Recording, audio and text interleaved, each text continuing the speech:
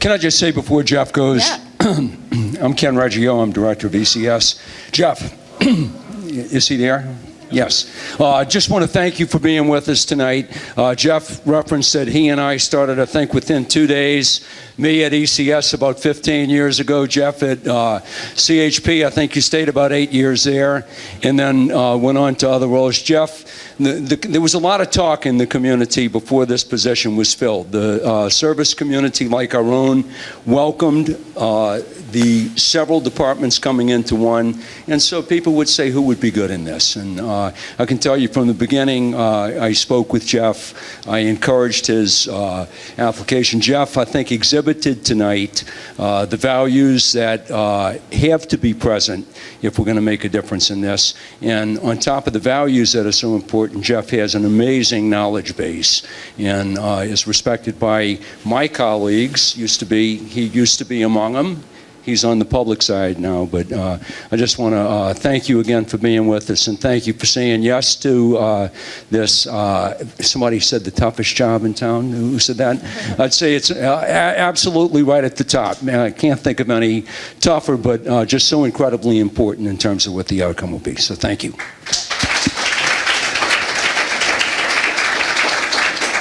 So I'm going to reintroduce you. Yeah.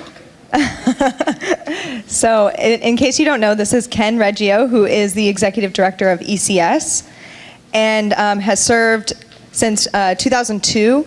He holds advanced degrees in sociology and social work and has 32-year history of executive leadership in organizations serving people who are poor and disenfranchised, most notably right now ECS, Catholic Charities of the East Bay, and St. Vincent de Paul Society of San Francisco. So, Jeff, let me transition to your slides. He's going to talk about the ballot measures, and we're excited about that, and then we'll do a quick Q&A afterwards. So just give me 1 second here. And ignore the fact that my desktop looks like this. Don't look away. Here we go. All right. Hey. Would you like this? Yeah, actually, I'm going to And would you like ask Ryan if he will do that, because I'm going to hold this as well as There you go. as this. You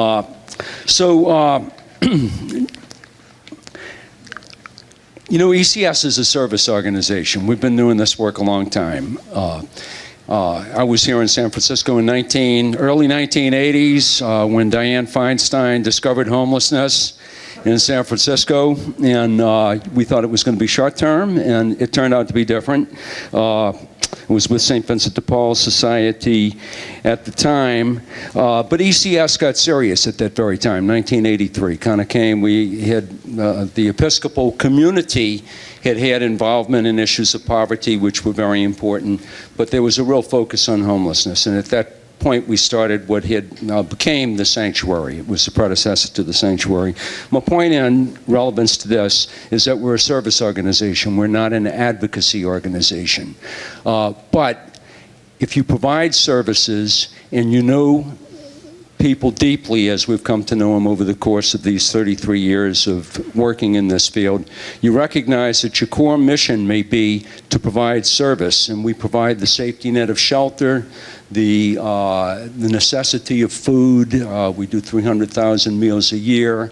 We have 1,600 We have 600 people in shelter at the Navigation Center tonight, and we have 1,200 people formerly homeless in housing. If you do those services, you recognize that there's also a call to be involved in advocacy, even if it's not your first mission, when there are things on the ballot that deeply affect the people you serve. And it doesn't mean that we can tell you that we're right. We can tell you we have a perspective. And ordinarily, we might find an item or two on the ballot that we become involved in, but this year there were 25 items on the San Francisco list of propositions. This year there are 17 items on the state initiatives. It's baffling. There are about 8 or 9 that directly affect people who are homeless, but we have honed in on 5 of those, and that's what I'd like to talk with you about and just speak with you briefly. I expect to be just a few minutes on this, some opportunity then for give and take a little bit on it. Doesn't mean we're right. We think we're right, or we wouldn't take the position that we're taking on this, but we're recommending your consideration. We're not telling you you need to vote for this. So I want to say that, just we want to put some things in front of you. So on that, let me recognize this too, because Jeff spoke a little bit about what I was going to. This number of how much does the city spend on homelessness, this 241 is absolutely untrue. About half of that goes into housing people who formerly were homeless. So even if you take the 241 on a $9.6 billion budget, that's 2.5%. If you say about half of that goes for housing, not for shelter and safety net services and behavioral health services and other things for homeless people, then we're spending in this community on what we've identified as one of the 2 top challenges, transportation and homelessness, actually in opposite order. Top challenge, homelessness, transportation. We're spending a little bit over 1% on homelessness. I think it calls us to look at revenue measures as well and say that makes a difference. So part of what I want to talk with you about is revenue measures. But the first one I want to speak with you about is one that maybe gets people in the gut the most, if we can go to the next one on here, and that's Prop Q, which is an ordinance prohibiting the placement of tent encampments on public sidewalks. That's the very first point on it. It makes it against the law to put a tent on a public sidewalk. It happens to be in our community that it's already against the law to have a tent on the public sidewalk during the day. It's also state law, Penal Code 647, that arguably already forbids that in terms of lodging on public sidewalks. So it's creating a law that the law is already in place. It's not enforced very effectively, and we think it's good that it's not enforced very effectively because people need somewhere to go. And it doesn't mean we think it's a great idea to have people in tents. In fact, I think of the slogan behind the Yes on Q campaign. It's housing, not tents. We 100% agree with that slogan, but we don't think it represents what this proposition is about. It also requires the offer of housing or shelter and a ticket out of town. Jeff talked about the Homeward Bound program. So in order to get someone to move their tent, you have to offer housing or shelter, and you have to offer a ticket out of town. It requires 24-hour written notice before the tent removal. And notably, the shelter that it offers is 1 night of shelter. So in order to affect this law, in order to move people, to take those tents, to move people out, you have to do those things. Now, so that's what it does. There are other things it does. It requires that people's property be held for 90 days at part, let's say is good. The rest of it we think somewhat flawed. Why ECS recommends a no vote? First is that the offer of housing is empty. Again, you know, we couldn't disagree with housing, not tents, but the vacancies in housing, the difficulty of finding housing for you and me in this community, well, I'm lucky because I got housing a long time ago when I moved here, but for those of you who are newer to our community is so challenging, and the offer of housing for homeless people is tough to impossible. ECS runs 11 supportive housing sites. I think I mentioned to you we have 1,200 people there. We have very few vacancies at any given time, and the wait to get into housing for people who are homeless is very long. So the offer of housing just is not there. If the offer of housing were there, remember it's got to be accomplished within 24 hours. It can't be done. You know, you just can't, as an organization, that we can't process people into that within 20. It's not there, can't be done. So you go to the second one. I want to say one other thing on that too. If the housing were there, and we have to be committed as a community to increase the housing, we don't believe that the priority should be based on who's sleeping in a tent on the sidewalk. We want to look to factors that may include how long has someone been homeless. It may include how old is that person. Do we want an 80-year-old person not being in housing?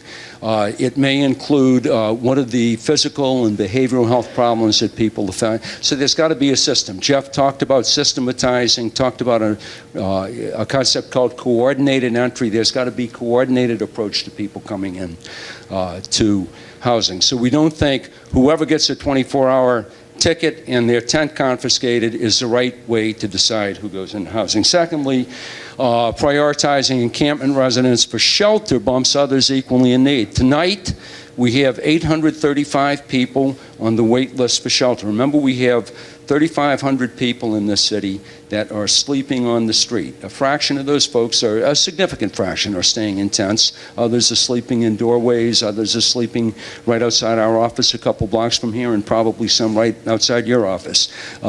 We have a wait list of 835 people to access those 1,200 beds. So again, we don't think the way to do this is to walk up to somebody, you have a policeman or a public works person or somebody from Jeff's department come up and say, we're moving you out in 24 hours, you're taking a shelter bed. Oh, guess what, people, 835, you can't have that shelter bed. So that would be another reason. And I would say on the homeward bound part, I don't think that can be done successfully with 24 hours notice. You call someone's mama in Kansas and say, your son's coming home. In some cases that works, in some cases it doesn't work. You know, sometimes the bridges have been burnt pretty deeply. And to work out with the person, with the family, what it's going to take to welcome back is more than a 24-hour operation. What do you do instead? You invest in affordable housing and supportive housing. You increase shelter beds. And most importantly, because this is a part that doesn't ignore the needs of the neighbors and the needs of the people in tents, you let the Department of Homelessness and Supportive Housing do its job. Jeff talked about the encampments resolution team, and it's a team that's working right now. I can tell you within our navigation center, we run the navigation center on Mission Street. We have folks that are coming in currently from the encampments, and Jeff and his team are out talking with folks there, talking with neighbors as well. If I can go to the next one, and I'm going to be brief on the revenue measures because this is one that I wanted to speak a little more extensively on.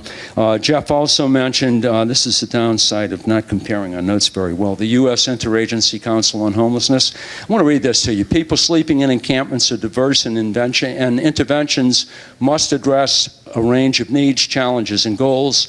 The forced dispersal of encampments is not an appropriate solution and can make it more difficult to achieve lasting housing and service outcomes to its inhabitants. I would like to refer to you to that document that comes out from the Interagency. It's short, it's 14, 15 pages, but very full in its approach to how do you deal with encampments. I'm not going to read this one to you, but I do want to point out to you that the Chronicle is saying it's kind of, the proposal needs a reality check, vote no, and you can read the things in between on that. We'll go to the next one. So I'm going to speak to you, actually, let's skip I, we'll come back to that. Let's go to J and K.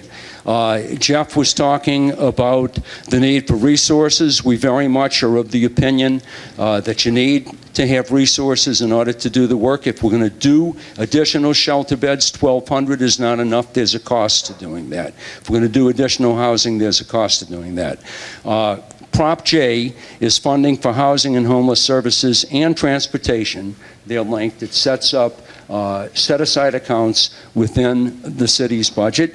Prop K is a general sales tax. Prop J, remember these two go together. Prop J sets up the two funds. Prop K increases the sales tax by 3/4 of a cent to fund those accounts. If passed, Prop K will bring in let's go to the next one. Prop K will bring in $50 million annually to fund shelter, about $50 million to fund shelter, housing, and services for homeless people. I think you could argue whether $50 million is enough. I can tell you if that $50 million is not available to us to up the ante on this, then we've got a challenge that will be, you can't do magic without funds. It doesn't mean that funds are always used right.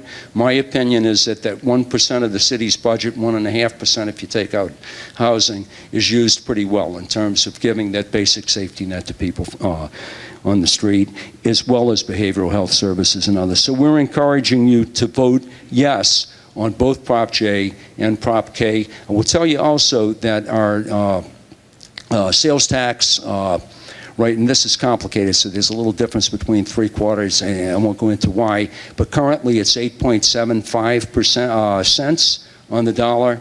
It will slip down to 8.5 at the end of this year as one of the state pieces of this disappears. We're asking for a 3/4 cent increase, so it would bring it to 9.25, which would be about and maybe a little bit below the average in our neighboring communities. In San Mateo County, it's 9.5. In Alameda County, it's 10 right now. Someone mentioned to me, and we may have some give and take on that a sales tax is regressive. We know that, but it's a way of getting the money in. The sales tax is not going to hit medicine, it's not going to hit food, it's not going to hit the rent that people pay, and it's going to be a slight increase that's going to make a big difference in terms of the resources that are available to us. You want to go back to the one we skipped. Funding for seniors and adults with disabilities. And by the way, we have a little card I think we're going to give you on the way out, so you'll see what our recommendations are on this, and then we'll have on our website or on our Facebook page a little bit of the thinking behind it tomorrow. But funding for seniors and disabilities, this is amending the city charter to create what's called the Dignity Fund, and the Dignity Fund would increase funding. It would give us a $38 million baseline for services for seniors and disabled people in our community. That's a $6 million increase from what we're spending currently in the city on that. And over the course of the next 10 years, it will increase to $72 million as the senior population and the cost of services increase. Next one, please. 24%. Why do we recommend a yes? Because 24% of San Franciscans are seniors and people with disabilities. Because 57% of single senior households cannot afford the cost of housing, food, and medicine. And where does that come from? A UCLA public health study recently put out. What this will do is fund added long-term care for people, added in-home support. Some of this is all being done. Added community center support, nutritious meals and wellness programs. ECS, by the way, through our Cannon Kip Senior Center, does do community center and nutrition work. So it's one that, again, is very important to us. And if we would go to the last 2 slides, please. Prop S, allocation of hotel funds, tax funds for homeless families and arts. What it does, establishes the Ending Family Homelessness Fund, allocates $17 million of the $380 million hotel tax. Currently, that changes as the economy changes and with the years, but generally goes up. Revenue to the Ending Family Homeless Fund, and increases current funding for the arts as well. It means that over the course of the next 3 or 4 years, the funding for these will go from about 16% of the funding from the hotel tax right now to about 21% of the funding for the hotel tax. The rest would stay available for general fund allocation. And the last one, please. 1 in 25 public school children are homeless. This is why do we recommend your support. And because it provides funding to prevent and end family homelessness, through rent subsidies and case management, and through the development and rehab of affordable housing. In the case, again, of ECS, some of you know our work well. Some of you have volunteered at Ken and Barkus Community House, where we have 47 formerly homeless families. We also partner with Mercy Housing to provide services to another 50 homeless families in Mission Bay, and we just recognize what a difference that makes to them and to their children to be in a situation other than shelter or other than sleeping on somebody's couch or, worst case, being on the streets. So those are our recommendations to you. I think I promised I would take 10 minutes and I took 15, so I don't know if there's, let me give it back to you. Okay. Yeah. We're going to open it up to questions. Or comments. Or comments. Or how about a round of applause for that? Thank you so much for doing that. It's nice to have it broken down into plain English for us, because it's pretty challenging to read the ballot measures if anybody has tried. Questions? Okay. Let's do this. That's okay. I've got a loud voice. Okay, that's all right. We got Oh, you. we have. Yeah. Okay. Hi, I'm a volunteer with various agencies in the city, and I've been in need of services myself from time to time in the communities that we're talking about tonight.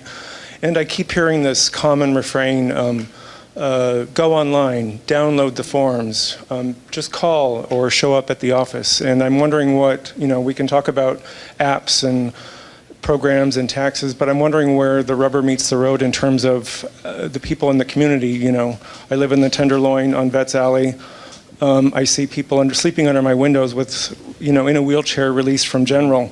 How do they download the forms or go online? Yeah. So I want to know how, people are dealing with this technological situation. Thank you. So I don't know if I can answer that for you very fully. I can tell you the problem right now is there are multiple points of access. You go to a resource center, you can pick up the phone and call 311, and that will, in some cases, direct you to the resource center. And let me call on my colleague, our associate director. Is that roughly correct? Or Kathy Trujari, our director of programs. Kathy, can you answer that one?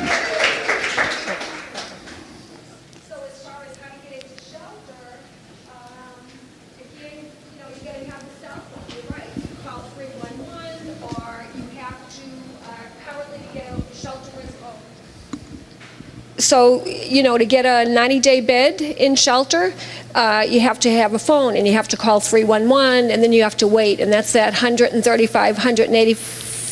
845 people waiting for a shelter bed. To get a one-night bed, hopefully your mobility, you don't have mobility issues, and you have to go to a reservation, a resource center, in order to wait in line to get a one-night bed. So it is a fair amount of work. And so, and I think the point is sort of that, how do you streamline that? How do you bring it together? Well, part of how you bring it together is what the department is looking on. Jeff again taught, and now this is on the housing and coordinated entry, but a single point of entry rather than right now 5 different points of entry or whatever they happen to be.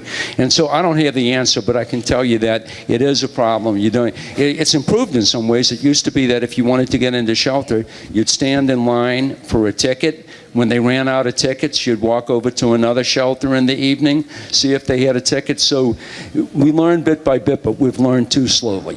And there's got to be a coordination that bringing things together will succeed in, I think. Yes? So I think, every day when I walk down the street and I see a homeless person, I always try to I try to make an effort to, acknowledge them, say hi to them. But one thing I always really struggle with is, what else am I supposed to be doing? I think a lot of people struggle with this in this city, right? We think about am I supposed to be giving them money? Am I supposed to be giving them food? What practical things could normal, everyday, regular people who are walking on the street do for these people? And I don't know what that is, right? Because I think sometimes I think like, oh, if I get the money, but we're taught as kids now to always think that people are just going to use that money to go buy drugs and booze, right? Which is probably not true for a lot of cases. And I just don't know sort of like what to do, because I'm always thinking like, what if this, what if that? And so what practical things would you recommend for someone who isn't sort of involved in other ways to just make a difference on a daily basis? So I think it's a very personal decision. The issue, well, first, the part that's easy to do is to look people in the eye. Don't look the other way. Say hello to people. Don't ignore them. Have a conversation. You have someone, how are you doing today? That kind of connection, particularly if it's somebody that you see frequently, you can develop a relationship with the person, not a deep relationship, but a relationship that recognizes that that person is there. And so I think saying hello, engaging with people is important. Do you give money or not? I think that's totally up to the person to make his or her own decision. And I bet if you ask people in here, half of you give money, some don't. People are very different in their approach to that. Richard, who's on our board, did you want to speak to that? Oh, do you want to speak to it? Yeah, sure. My name is Richard Springwater. I'm a board member at ECS and have been for 20 years. And I'm also a real estate developer, and I have a certain perspective. And I actually think it helps to understand that you, as members of the tech community in San Francisco, are actually in their neighborhood. The visibility issue of homelessness, and a lot of the publicity around homelessness, is really just visibility. It's really about the fact that the homeless are appearing in places where they never used to be noticed. And it used to be that the South of Market was a light industrial part of the city. Nobody lived here. It was quiet at night. There were plenty of alleys where you could pitch a sleeping bag and nobody would ever bother you. And what's happened is that the whole city over the past 10, 15 years has been transformed, where the South of Market has become a residential mixed area where companies have moved their offices into the neighborhood, and where essentially the ecology of the South of Market has been disturbed. And so I think from an attitude standpoint, I think you should, if you encounter a homeless person on the street down here, you should think, well, this is their neighborhood too. In fact, if there's an interloper, it's me. They're not the people who have come into this neighborhood disturbing me, but I've come into this neighborhood and I'm disturbing what had been a pattern of habitation for many, many years in San Francisco. So approach it with a little humility and humanity, as Ken described, and I think you'll get along a lot better. The other part of that is, of course, talk to Mallory. I mean, Mallory's here. Mallory's right here. She's our volunteer coordinator. Volunteering is the best way of addressing the sense of helplessness that you encounter in the face of homelessness in San Francisco.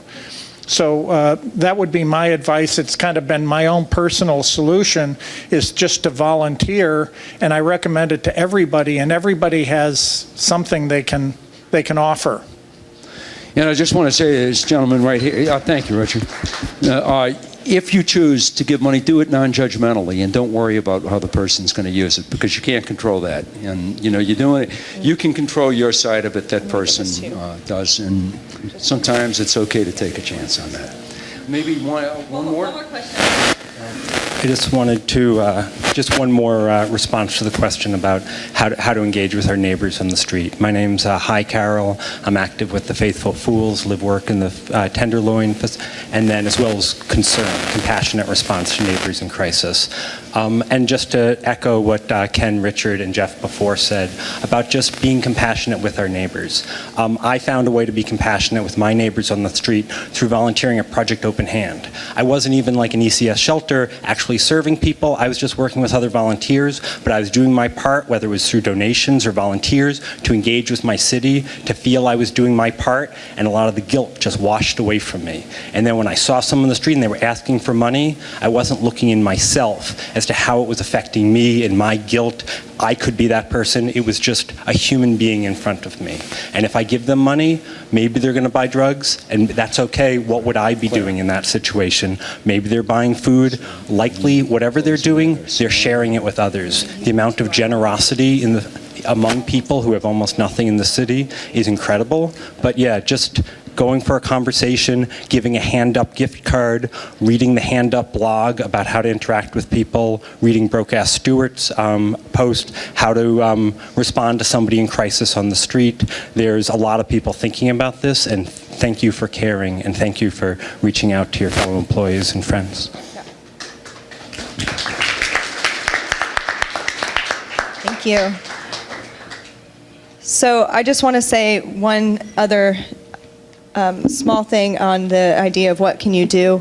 One of the values that we have here at Atlassian that's instilled in us from the first day that we sign up is to be the change that you seek. But another one of our values is to seek first to understand. And I love them both so much, but speaker series like this event tonight, this is the first step in seeking first to understand, to ask questions, to get involved. That's what I did. I was such a hater, and then I talked to Mallory, and she was like, come to the shelter, and it changed my life. So here's Ken.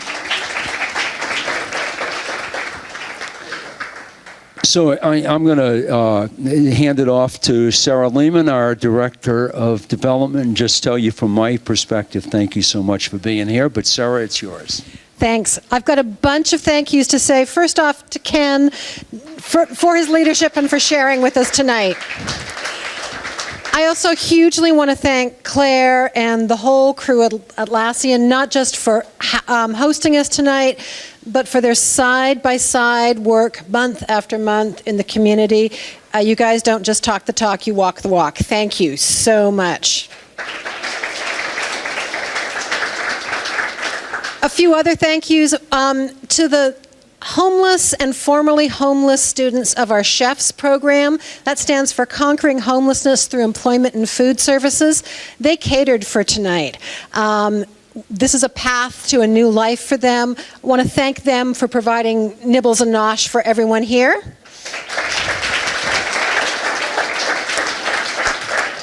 Richard Springwater from our board stood up, and Keith Gieslin is also here, and Meredith Tennant, a former board member, are here as well, who really give us guidance and have steered the ship for many, many years, from when we thought it was a temporary situation to what looks like an entrenched issue. Thank you for your leadership, and thanks for coming out tonight.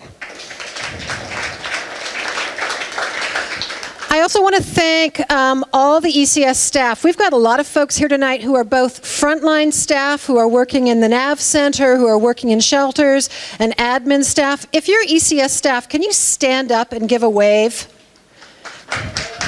Or wave, great. Okay. And I want to thank all of you as well. You came out because you've got care, you've got concern, you maybe had some confusion, you wanted to figure out the issues. Thanks for taking the step to come out tonight. If you've been moved by what you've heard, what you've seen, you want to learn more, a couple of things. Mallory, do stand up, please. I know. Mallory is our prime point right now for volunteer coordination. She is a great person to talk to about getting involved. Come and serve a shift in a shelter, come and work in the library, come and meet people and put a face on this for yourselves. She'll be here after and can help you find a way. Or if you feel like getting involved financially, we would love your support as well. There was a suggested donation for tonight, and that's a suggestion, but we'd love to have you participate through text to give. That means we don't spend all the money on deviled eggs. We spend it on people who really, really need it. Instructions are on the screen if you want to grab your phone and text to give before the evening is out. We would appreciate it. Our clients, our students, our guests, our residents would all appreciate your support. Thanks for coming out. Stay, linger, nibble, nosh, drink, and keep coming back and learning more. Thank you so much. Oh, I've got one more. Yep. If you want to learn still more, and you have not had you want more Jeff Kaczynski, you want more Ken Reggio, or you have friends who couldn't come tonight, Ken and Jeff will be at Grace Cathedral speaking at the Forum at Grace, which is in between two services on Sunday, along with the editor of the Chronicle. It's a moderated panel, great forum for civic engagement, 9:30 this Sunday, and there'll be some information on the table as you leave about that venue as well. I want to say one more thing. We are does a great job of hosting people. If you want to come and visit shelter, want to visit